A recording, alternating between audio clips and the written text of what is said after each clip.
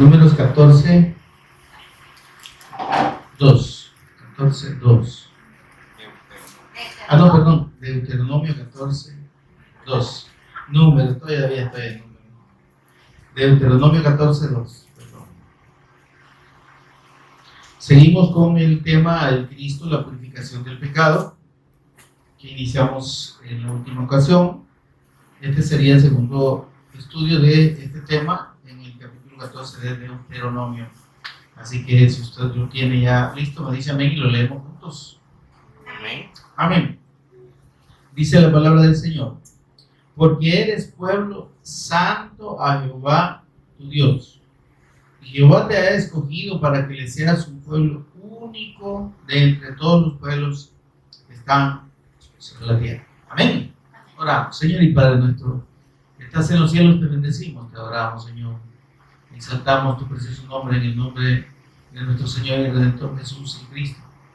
Agradecido, Dios, por tu bendición, por tu misericordia, por tu fidelidad, por esa gracia abundante derramada, Señor, sobre nosotros en la revelación de tu amado Hijo como el Cristo eterno. Señor, gracias por esta bendición inmerecida. Mientras meditamos en tu palabra, precioso Espíritu Santo, por favor, ministranos de principio a fin, toma control de palabras y pensamientos, abre nuestro entendimiento, danos sabiduría y revelación en el conocimiento de nuestro Señor y Redentor. Háblanos el corazón, instrúyenos tú, Señor, y revélanos a Jesús como el Cristo en todo momento. Lo pedimos en acción de gracias por nuestro Señor Jesús. Amén. Tomen asiento, hermanos.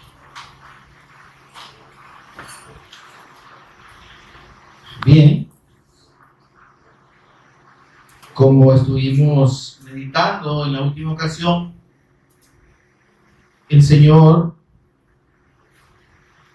hace un recordatorio a estos descendientes de Abraham que de nuevo están por entrar a la tierra prometida, pero que como sus padres anduvieron en rebeldía por el desierto durante 40 años, pues no recibieron una instrucción como el Señor mandaba, ¿verdad?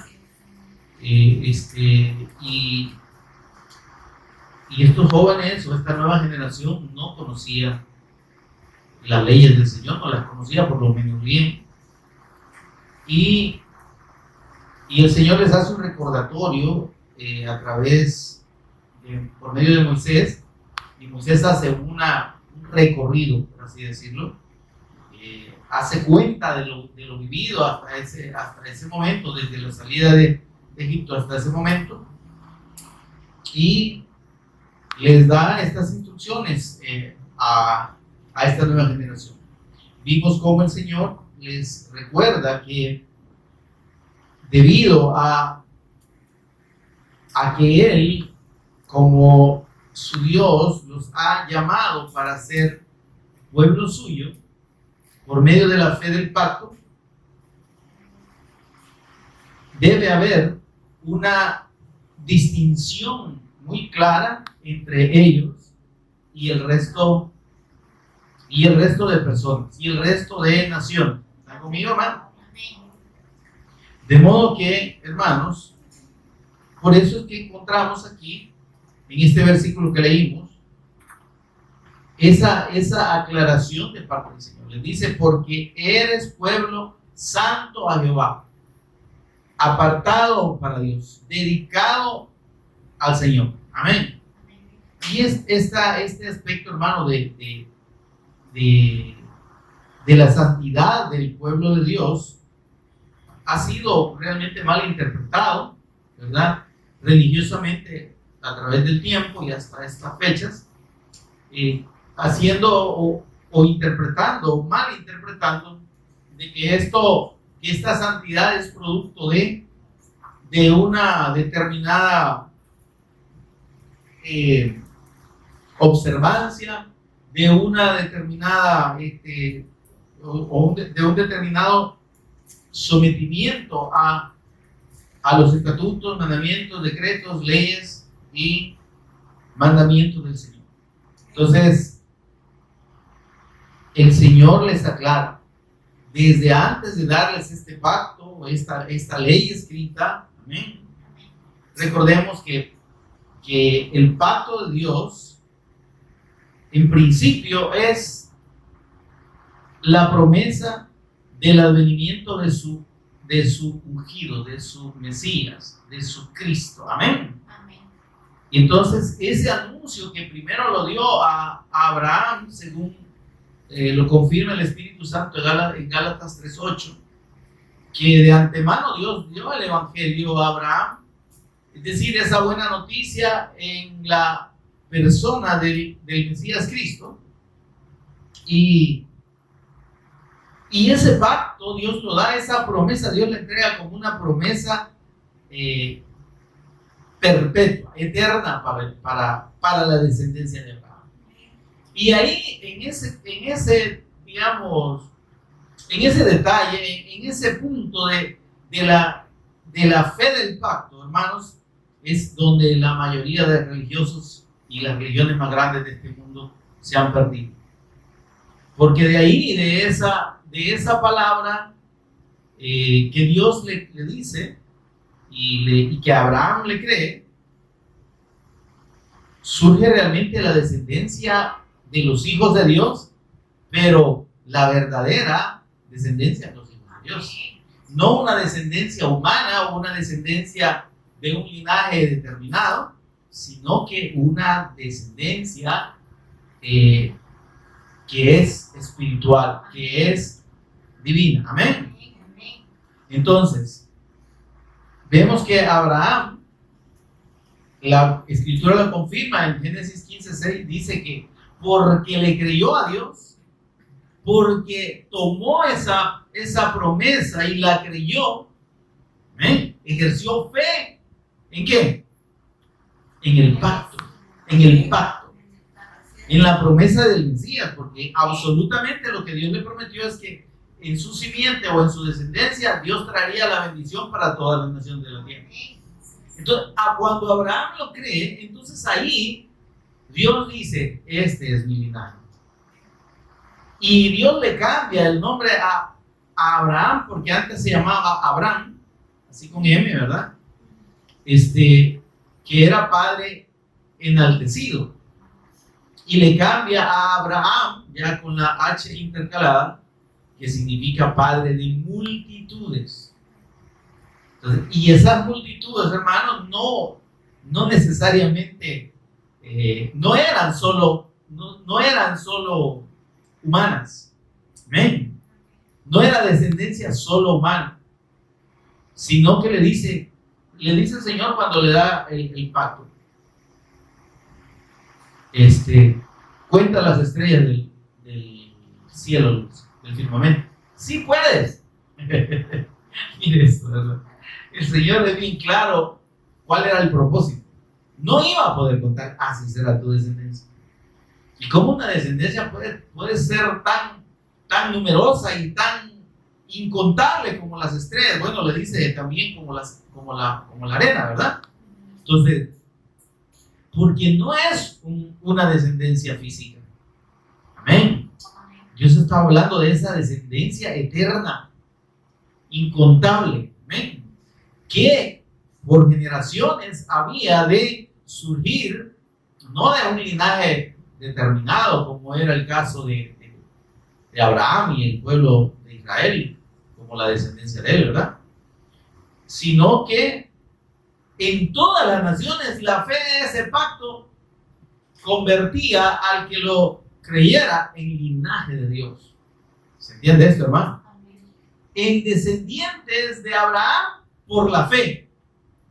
Amén. Herederos de la promesa como descendientes, como hijos, ¿sí?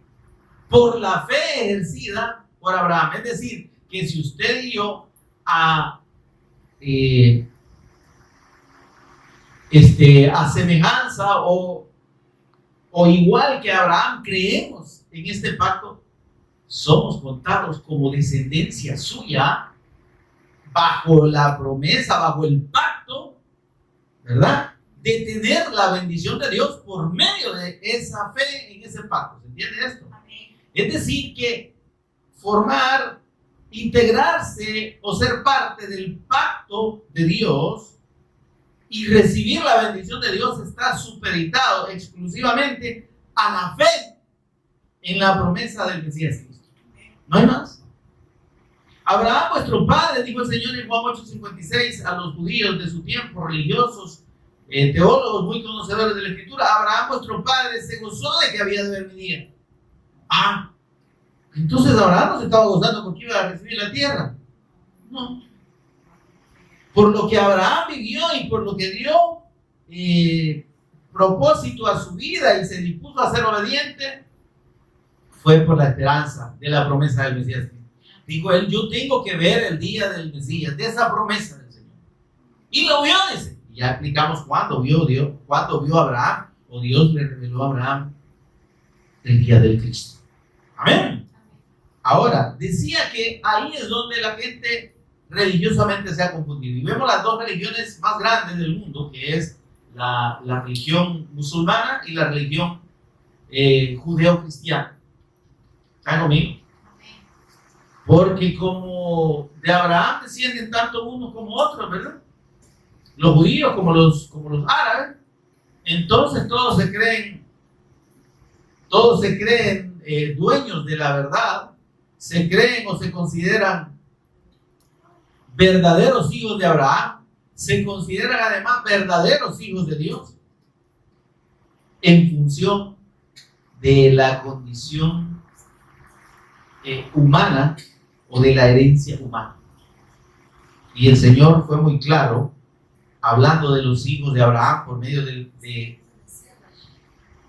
del profeta Juan el Bautista. El Señor le dijo, los encaró a los religiosos de su tiempo, a los que se decían verdaderos hijos de Dios, hijos de Abraham. Y les dice el Señor por medio de Juan, y no digáis en vuestro corazón, dice, hijos de Dios somos. Porque Dios, dice, les dijo el Señor por medio de Juan, puede levantar hijos a Abraham aún de estas piedras. Y no se refería a la piedra del río. ¿Están conmigo, hermano? Se refería a las personas que quieran que fueran incrédulas al pacto. Es decir, aún de ellos, pues. Dios es el que levanta hijos a Abraham, pero por la fe del pacto. Entonces, esa distinción, hermano, que el Señor establece en la fe de Abraham, es lo que realmente nos hace entender lo que significa verdaderamente ser hijo de Dios, ¿sí? Heredero de la promesa y de las bendiciones de Dios de aquellos que no lo son, de aquellos que lo que tienen es una fe religiosa, de aquellos que están confiados, es que nosotros, como le dijeron al Señor, nosotros no somos hijos de fornicación, nuestro padre es Abraham, le dijeron al Señor. En su momento, más adelante, era el Señor Jesús. Y les dijo el Señor, si fueseis hijos de Abraham, las obras de Abraham haríais. Pero ustedes no están creyendo en mí. Abraham creyó en mí, ustedes no creen.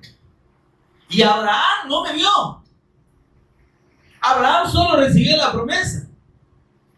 Pero ustedes me están viendo. Yo les estoy demostrando, les dice el Señor, que soy el Hijo del Hombre, que soy el Mesías, que soy el Cristo, que vengo de Dios, que vengo y traigo la palabra de Dios, y ustedes no me creen. Pero tienen la ley, lo que usted y yo estamos escudriñando ahorita, ¿verdad? Pero tienen la ley, les digo en Juan 5, 45 al 47. Y esa ley en la que ustedes han puesto su confianza, porque ustedes no están confiando en mí.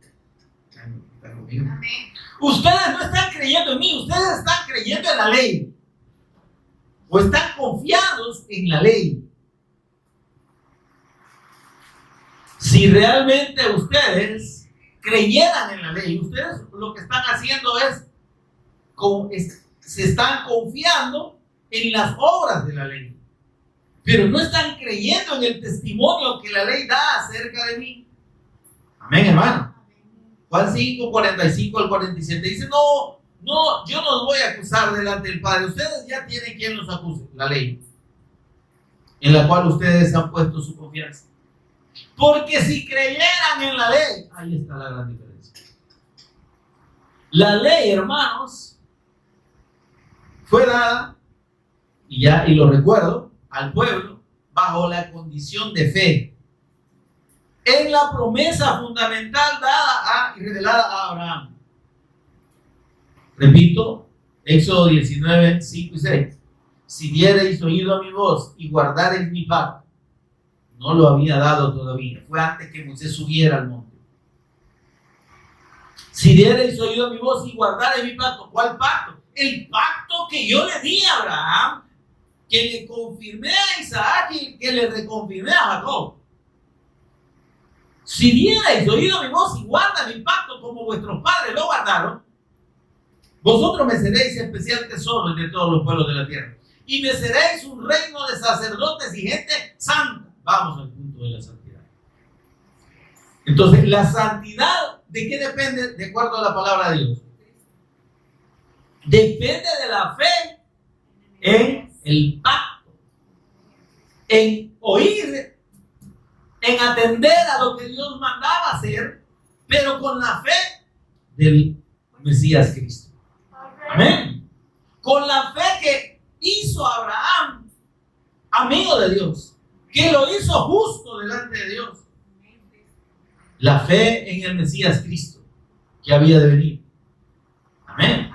Entonces, dice, si ustedes dan oído a mi voz y guardan mi pacto, y creen, y retienen, y confían en esa promesa, entonces van a ser santos para mí.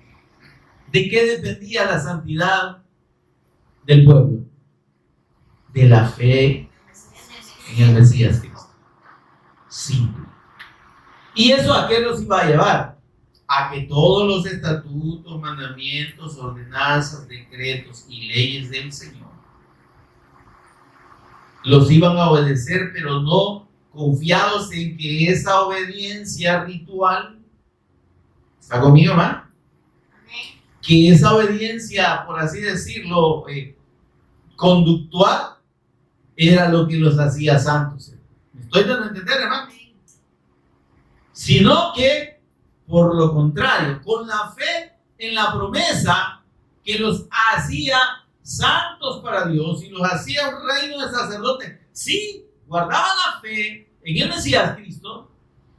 En esa fe, la obediencia a los estatutos, mandamientos, ordenanzas, decretos y leyes del Señor sería una confirmación.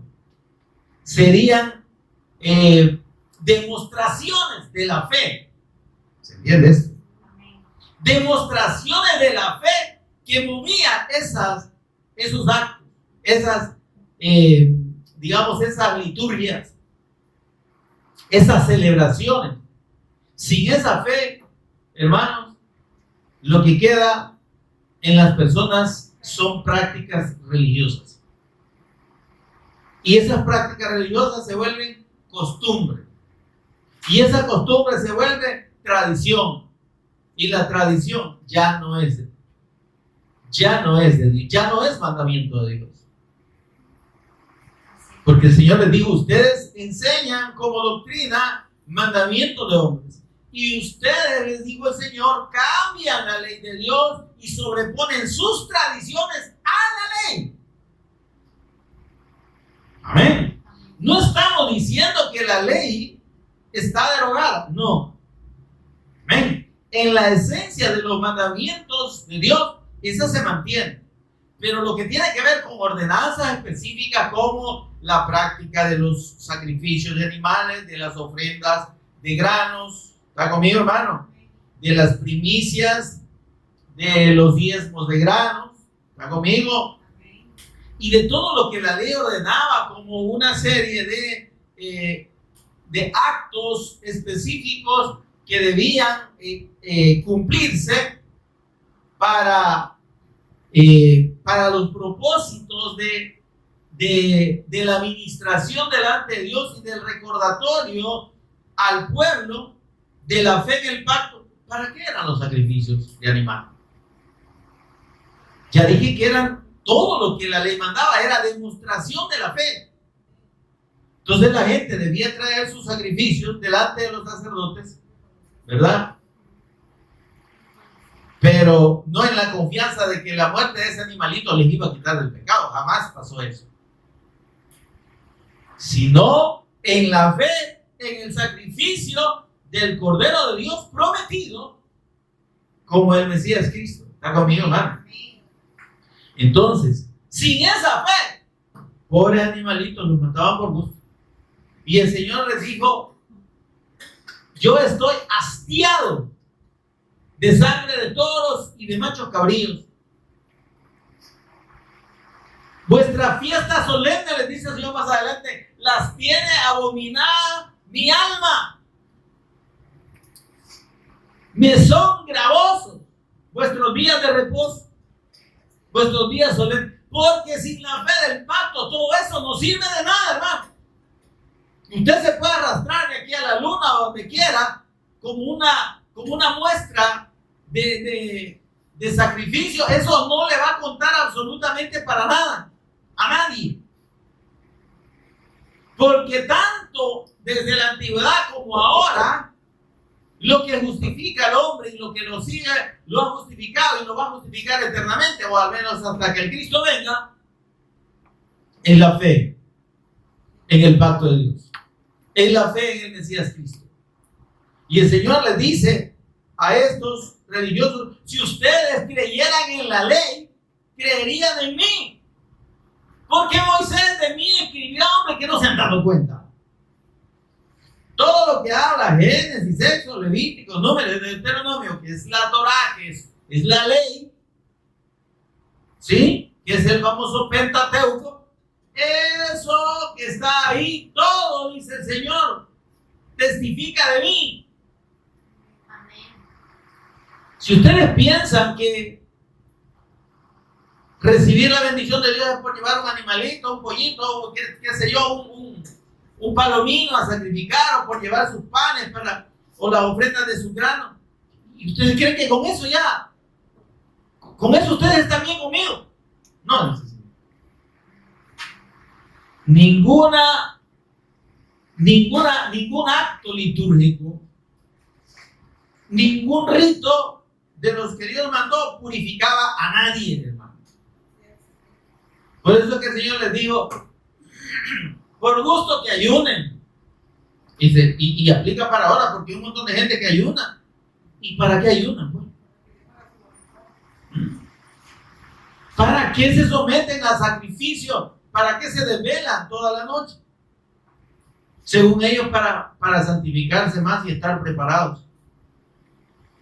Pero están en la misma condición que estaban los judíos, tanto del tiempo de la ley como los judíos del tiempo de Jesús, cuando Él vino.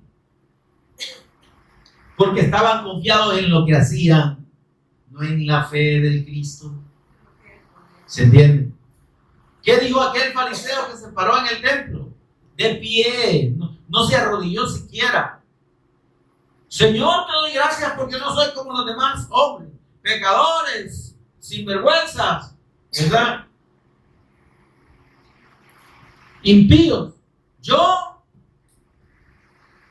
ayuno 3 veces por semana. Yo oro 3 veces al día, ¿verdad? Yo ayuno. Yo diezmo de todas mis ganancias, decía él. Yo no ando haciendo barbaridades como las que hace este pecador que está aquí, este sinvergüenza, recaudador de impuestos, hijo del diablo. Así le dice al Señor. Pero dice la Escritura, oraba para sí mismo. Porque fuera de la fe del Evangelio, fuera de la fe en la persona y obra del Cristo, Dios no atiende la oración de nadie. ¿Estamos, hermano? La gente se puede mandar unas grandes letanías y oraciones, y unas oraciones que dicen poderosas. No, la oración no es poderosa, hermano. El poderoso es Dios. Amén.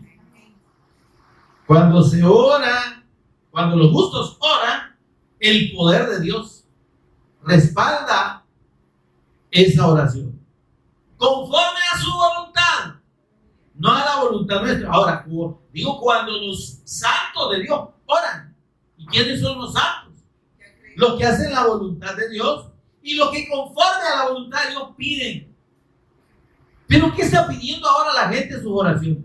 Todo es dame, cuídame, saname, bendecime, quítame esta angustia, mandame dinero. Necesito esposo, necesito mujer, Eso no es la voluntad de Dios, hermano. Dios no es sirviente de nadie. Dios no está para complacer caprichos de absolutamente de nadie. Si alguien le ha dicho a usted que Dios es alcahueto, imagine qué gran blasfemia decir eso. Y que Dios todo le da a sus hijos. No, no, Señor. Dice que Él nos da lo que necesitamos, no lo que pedimos. Y nos da lo que pedimos, pero conforme a su voluntad. ¿Se da cuenta? Quiere decir que si de repente usted y yo nos disparamos pidiendo cosas que no son la voluntad de Dios, estamos gastando saliva por gusto. Como gastan saliva, pierden tiempo, se desvelan y aguantan hambre en el montón de gente que está pidiendo cosas para ellos mismos. Hermano, Dios me ha dicho que tiene que ayunar 7 días y hacer 7 vigilias para que Dios le conceda la petición que tiene. Ya estuvo, ¿no? ¿Va a creer usted que a Dios lo va? Óyame, ¿cómo se le ocurre decirle a la gente eso? Como si Dios estuviera deseando, ¿me está oyendo? Cambiar nuestra adoración y nuestra cercanía a Él por cosas materiales. Eso es chantaje. Eso se llama soborno. Dice, el Señor no acepta cohechos. ¿Se acuerdan lo que leímos, verdad? El Señor no tiene preferidos. ¿Sí? No hace acepción de personas, eso quiere decir. Este lo voy a bendecir, a este no. Y Él no acepta cohecho, quiere decir que no lo podemos chantajear. Señor, mira, yo quiero esto, pero te voy a servir, pero si me das esto. ¿De dónde? Si Dios no necesita gente que le sirva. ¿Se entiende esto? Dios, óigame, llama, justifica, santifica y pone en comunión al hombre con Él. Y esa comunión se vuelve algo natural, se vuelve algo voluntario, se vuelve algo, hermano, mire esto por favor, que se desea. Amén. Entonces, ¿quiere usted saber si alguien realmente ha creído y tiene la fe del pacto? Vea su devoción y su deseo por buscar al Señor y por oír su palabra. Ahí lo confirma. Pero si usted encuentra gente que busca la comunión con Dios cuando allá a las 1500, entonces en realidad no hay en su corazón y en su espíritu deseo ni necesidad de Dios, porque Dios no está ahí, ¿no? Y yo no digo que no haya personas que no tengan el deseo de buscar la comunión con Dios. de estar aquí, por ejemplo, este día, pero por otras situaciones del trabajo, de lo que usted quiera, no pueden. Pero porque realmente no puedan. ¿Se entiende esto, verdad? Pero aquel que teniendo tiempo, aquel que pudiendo hacerlo, aquel que aunque dijera, no, pero tengo que subir una gran cuesta, tengo que pagar 2 buses, tengo que caminar mucho, ¿verdad? Y me canso, y aún así lo hace, pero pudiera hacerlo. ¿Se entiende esto, verdad? Ese hermano demuestra que no ha creído. Porque la comunión con Dios no es una necesidad en él. Es secundario. Es un compromiso quizás moral, religioso, personal, familiar, ¿verdad? Sí, ¿verdad? Nosotros somos cristianos evangélicos y nos congregamos en tal iglesia, ¿verdad? Pero no porque realmente haya un deseo de tener comunión con Dios. Es que la congregación, el compromiso no es con la iglesia, es con el Señor, hermano. ¿Sí? El que realmente tiene la necesidad de la comunión con Dios, busca cómo. No pone excusa, pues. Claro, el que no, cualquier cosa haya perfecta excusa. Amén.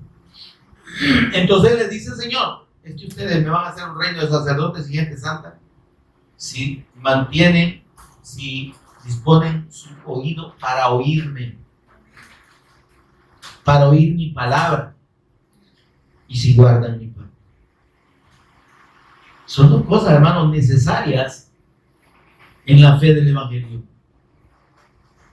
Que dispongamos el oído. Si diereis oído a mi voz. ¿Cuál es la voz que usted viene a oír? La mía es fea, hermano. Pero si usted filtra lo que aquí oye y deja que el Espíritu Santo le ministre, no va a oír mi voz fea, sino que va a entender que Dios le está hablando. Amén.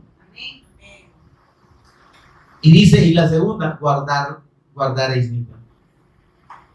Creyeres a esa palabra. Y creerla implica tomarla por obra, ponerla por obra. ¿Se entiende eso, hermano? No es de venir solo a oír, es de creer lo que oímos y disponernos a obedecerlo. Y en esa obediencia le voy a decir una cosa, es poco lo que hacemos nosotros.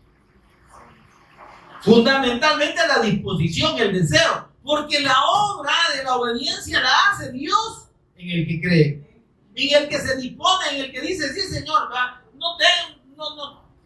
mi carne no quiere, pero yo quiero, yo voy, yo hago el esfuerzo. Entonces, Él está conmigo, Él produce la obediencia. Señor, me cuesta, Señor, mi carne me estorba, está conmigo. Pero yo quiero obedecerte, pero yo quiero hacer tu voluntad. ¿Sí? Entonces el que produce la obediencia al final en nosotros es el Señor. Porque dice la Escritura que Él produce en nosotros el querer como el hacer según su voluntad. Es decir, que si nuestra disposición está hacia hacer la voluntad de Dios, Él va a producir en nosotros la obediencia. Amén. Ahora, por eso es que le decía el Señor a los judíos, la ley en la que ustedes tienen su confianza, la que piensan que porque obedecen los mandamientos y hacen todo el montón de rituales, ya están bien con Dios, déjenme decirles que esa es la que los va a acusar delante del Padre. Porque no se trata de hacer por hacer, ¿sí? Se trata de creer para hacer en fe. Mire esto, creer para hacer en fe. No confiando en lo que hago, sino en lo que creo.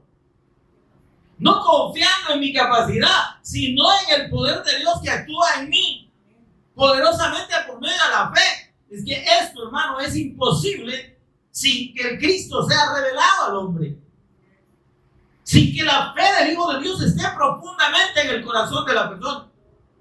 Usted puede invitar 200,000 veces a la persona. Pero si la fe del Cristo no está, y ahí ve usted, personas a la que se les dice, venga mi hermano, lo invitamos hoy, lo invitamos pasado mañana, lo invitamos en 15 días, y lo mismo. ¿Se entiende eso, no? Porque si la fe del Cristo no está ahí, no hay deseo. No hay disposición. No hay obra del Espíritu Santo. Amén. Por eso es que les dice el Señor, versículo 12, capítulo 14, porque eres pueblo santo a Jehová tu Dios, y Él te ha escogido para que seas para Él un pueblo único de entre todos los pueblos que están sobre la tierra.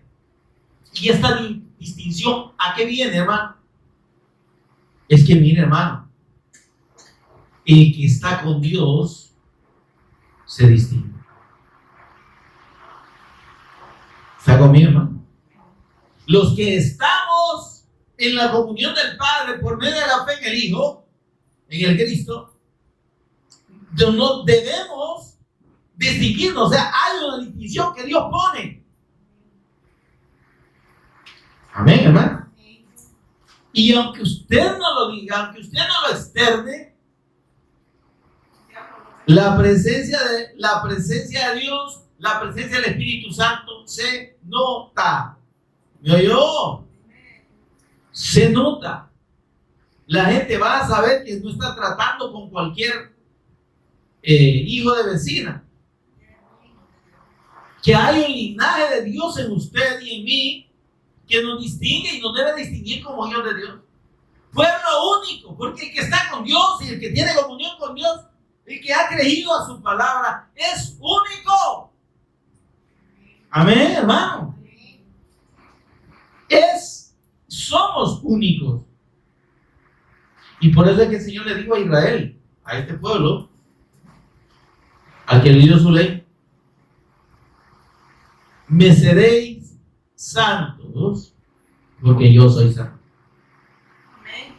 Es que la santidad de ustedes no depende de ustedes, les quiso decir, Señor. Ustedes son santos porque yo los santifico a ustedes. Porque a través de mi pacto y de la fe en mi pacto, ustedes están en una condición que no es la misma de todo el mundo. Ustedes no son iguales a ninguna persona en el mundo si creen en mi pacto. Seréis mi especial tesoro. ¿Le parece de poco eso, hermano? ¿Nos parece poco eso? Pero entendiendo que la fe del pacto es la que nos conecta con Dios. Sin esa fe no hay nada. Sin esa fe nos volvemos dice. Creemos que somos y en realidad no somos. Dice él que ¿verdad? Dice él que es hijo de Dios. Dice él que es cristiano. Dice él que es santo. Pero no lo dice Dios. Y el que es de Dios, quien testifica por él, es Dios. Amén, amado. Por eso les dice el Señor, porque ustedes son santos para mí y los ha escogido a ustedes. ¿De qué manera? Revelándoles su pacto, hermano. Es que, óyame, la revelación de la fe del Evangelio es lo que determina la escogitación, o sea, el ser escogido es que Dios le revele su pacto. ¿Se entiende eso? Escogido fui de Dios en el amado, dice aquel himno, ¿verdad? ¿De qué manera? Con la revelación del Evangelio. Ahora, dijo el Señor Jesús, muchos son los llamados, pero pocos los escogidos. ¿Por qué? Porque para todos está la predicación del Evangelio. Todos tienen el llamado a ser santos, a tener comunión con Dios, a ser hijos. Pero no todos creen. Pero no todos están dispuestos a sacrificar su propio orgullo, a sacrificar su propio criterio y gran conocimiento y toda su sapiencia, ¿verdad? Y aquel garbo de, es que yo conozco la Biblia, a mí nadie me puede dar garabato, ¿verdad? Sí, yo conozco. Esa condición de sobradez, ¿verdad?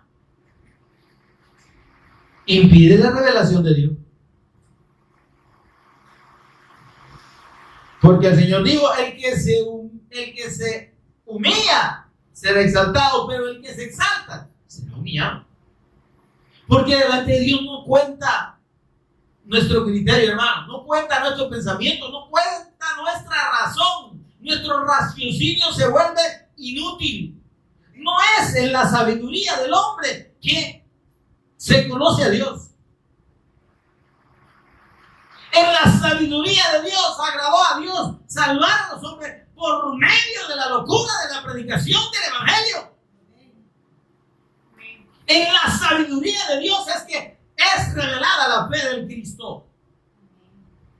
Por tanto, no depende de un conocimiento humano, no depende de que tanto lea la Biblia o la conozca, o haya estudiado teología, o sea doctor en Biblia, o lo que usted quiera. Sino de creer a la palabra. El Señor Jesús dijo, Juan 5:24, el que oye mi palabra, el que oye, ¿quién es el que oye, hermano? ¿Qué se necesita para oír la palabra? El oído, hermano. Yo no digo el sabio que me oye, el entendido que me oye, no, el que oye mi palabra. Y eso pasa por el que tiene menos inteligencia como el que tiene la más alta inteligencia.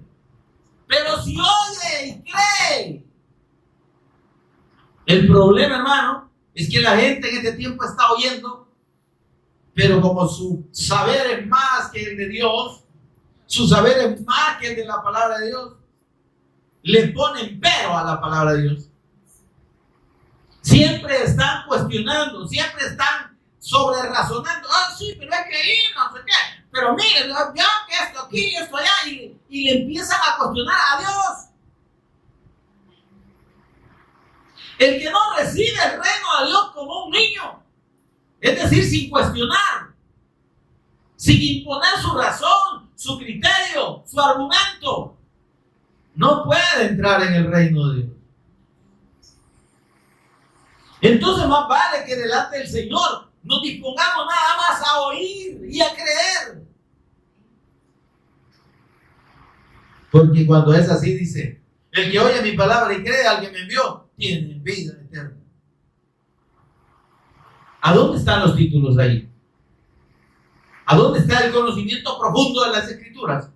¿A dónde está el conocimiento de griego, hebreo, arameo y todos los meos?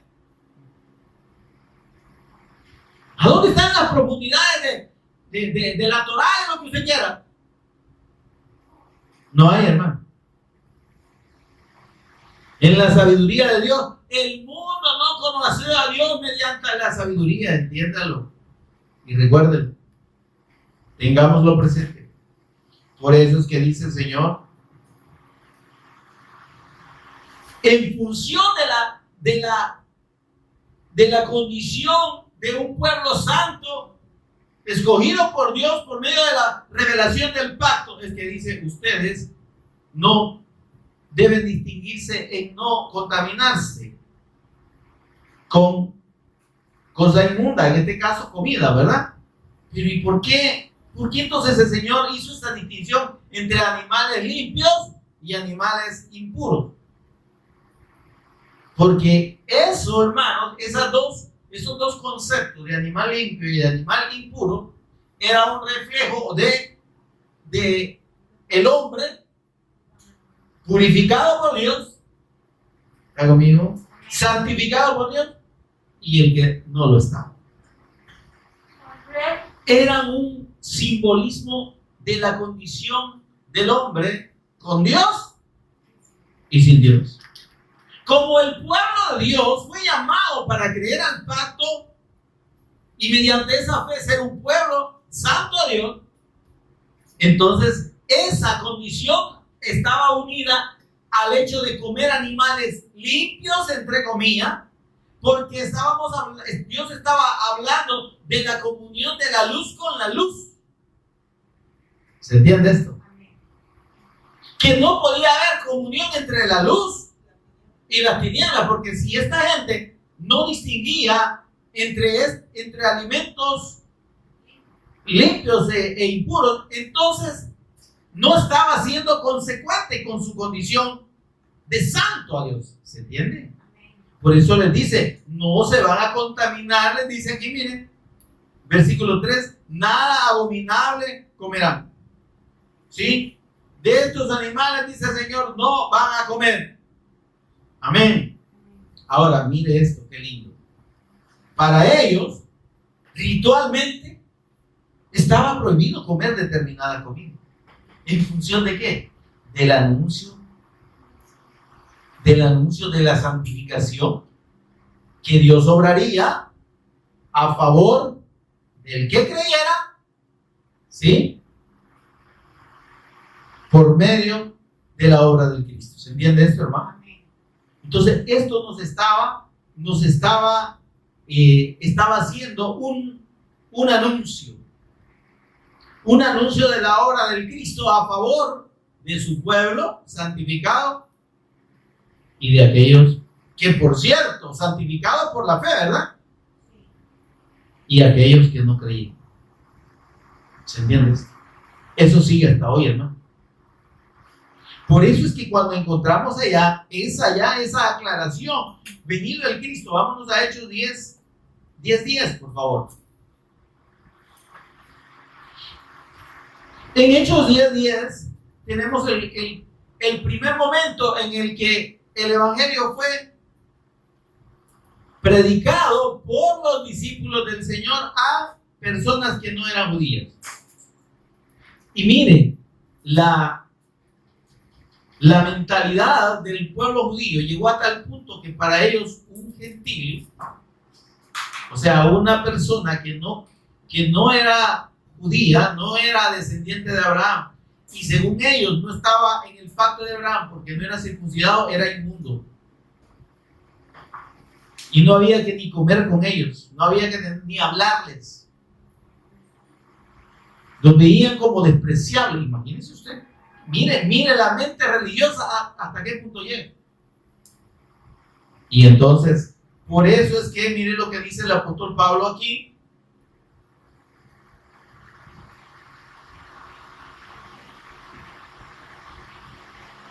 Mire lo que les dice el versículo 28.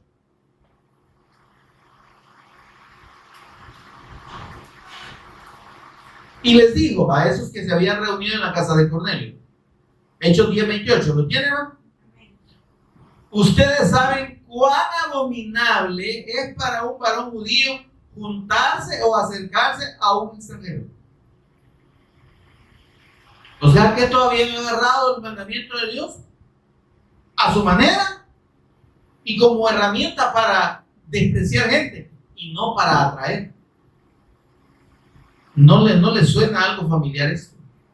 Mire, la gente cristiana, evangélica, religiosa en este país se cree tan santa que mira por sobre los hombros a los demás, que miran para abajo a la gente que, según ellos, son pecadores. Y no se dan cuenta que están en la misma condición. Hipócritas, incrédulos, impíos, peor que los otros. Porque por lo menos los otros no les ha alumbrado. Pero se supone que a ellos sí. Así estaba esta gente. ¿Para qué nos ha dado el Evangelio de Dios? No nos ha dado la revelación de la fe del Cristo para tener de menos a los que no creen, ni para andar condenando gente. Ahí hay un montón de predicadores que están mandando al infierno a la gente cada rato. Hijos del diablo, van a condenar monten al infierno, fuego les va a llover. ¿De dónde usted? En vez de atraer a las personas, hermano, en vez de atraer a las personas para comunicarles el mensaje del Evangelio y para que crean y entiendan que es por medio de la fe que Dios los va a salvar, lo que hacen es ahuyentar. Personas que se paran en las esquinas o se paran en cualquier lugar, en cualquier plaza, a insultar gente.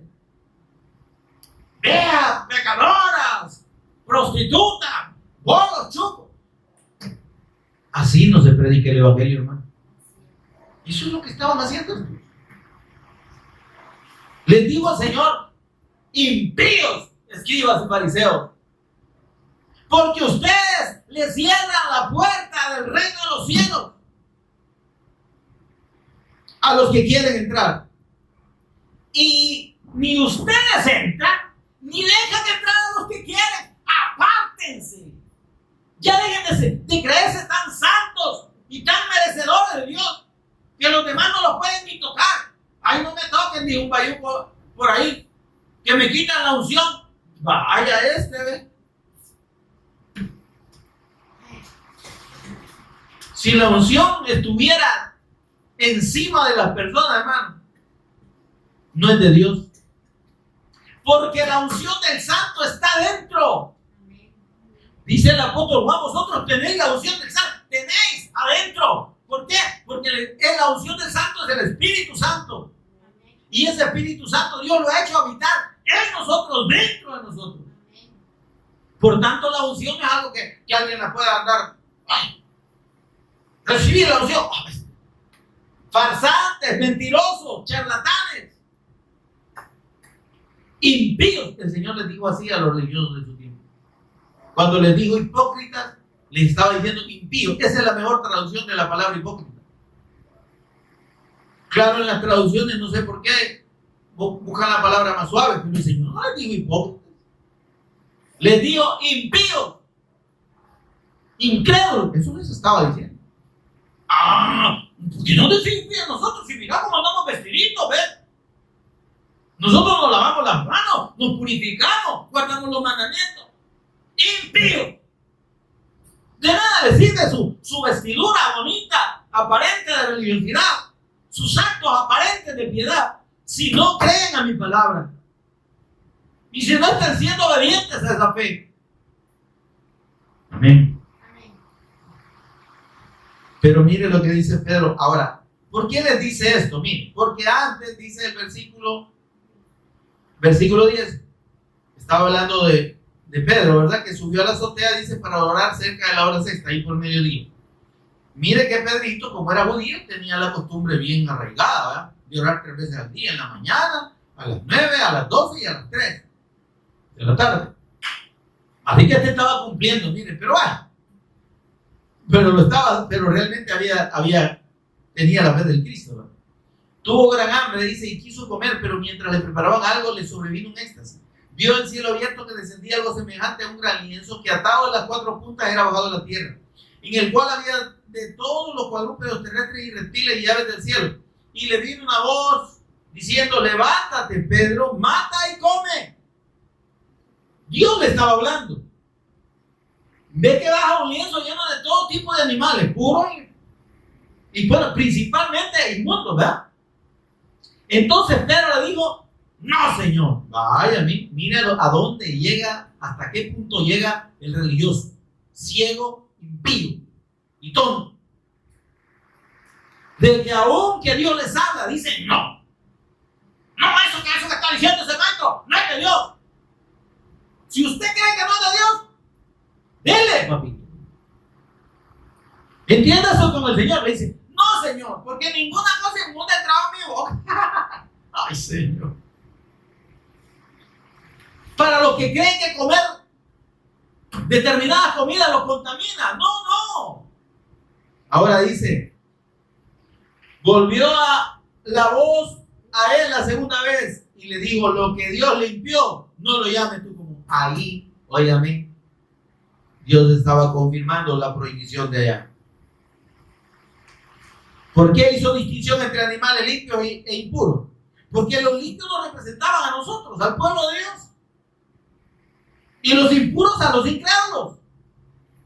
Pero Dios no está desechando a los animales impuros. ¿Me explico?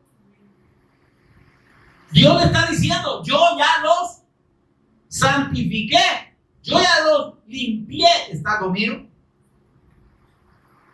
Aunque a vos, esa gente que no es de tu religión, que no es judío como vos, que no cumple la ley como vos, aunque para vos esa gente es inmunda, para mí es limpia. Porque yo ya los limpié por la fe. O sea, siguen conservando su exterior de comunes, de impíos, de inmundos, de pecadores, sí. ¿Es que quién le ha dicho usted aquí que usted y yo no somos pecadores? ¿Ah? Aquí a nadie se le dice, mire usted, no, usted hermano, ya le van a bajar el par de alas para que, y la aureola para que ande volando. No, hermano. ¿Sabe lo que nos distingue a los hijos de Dios de la gente del mundo? Nuestra fe. Pero la naturaleza pecaminosa persiste en nosotros hasta la venida del Cristo, hasta que este cuerpo de muerte sea consumido y sea quitado. Si no olvides, hermano, si ya la redención del cuerpo estuviera, ya no cabríamos en este mundo, en el sentido de que no tendría sentido vivir, porque seríamos tan diferentes, porque ya en esa condición hay una total separación entre el que no está con Dios y el que está con Dios. Porque en esa condición usted y yo anheláramos estar todo el tiempo con el Señor. Imagínese usted lo que va a pasar cuando el Señor venga y nos cambie esta naturaleza pecaminosa por un cuerpo glorificado. Ya no vamos a desear otra cosa, pues. ¿Me explico, hermano? Ahora le dice el Señor, esto se hizo 3 veces y aquel lienzo volvió a ser recogido. Entonces dice que por eso cuando le llegaron a buscar y le dijeron, mira, allá Cornelio, que es un centurión romano, pues recibió una visión de que viniera por vos para que les predicara. Yo les voy a predicar a los impíos, a los gentiles. No puede ser, digo que, pero no, si el Señor me mata. Y el Señor le dijo, desciende y no dudes ir con ellos porque yo los he mandado. Ok. Y dice, versículo 28, y les dijo, vosotros sabéis cuán abominable es para un varón judío juntarse o acercarse a un extranjero. Pero a mí me ha mostrado Dios que a ningún hombre llame común o inmundo. ¿Sí? Y mire el versículo 34 lo que dice.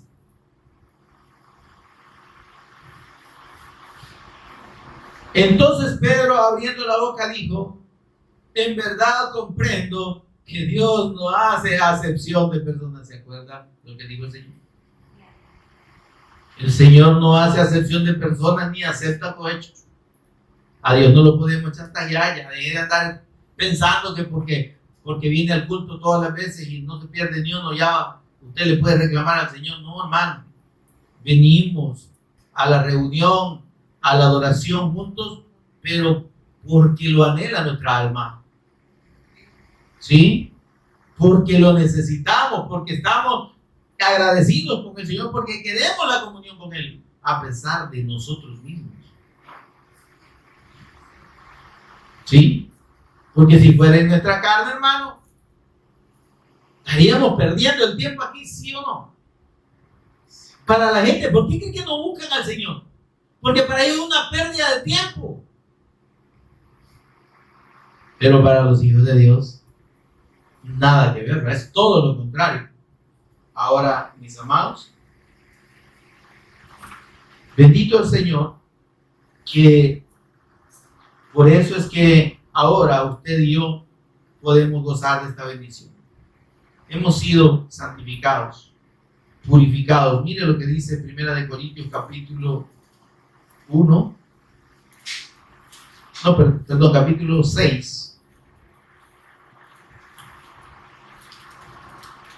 Versículo 9 en adelante. Dice, ¿no sabéis que los injustos no heredarán el reino de Dios? ¿Quiénes son los injustos? Los que no han creído, hermano. ¿Quiénes somos los justos? Los que hemos creído. Los que estamos creyendo.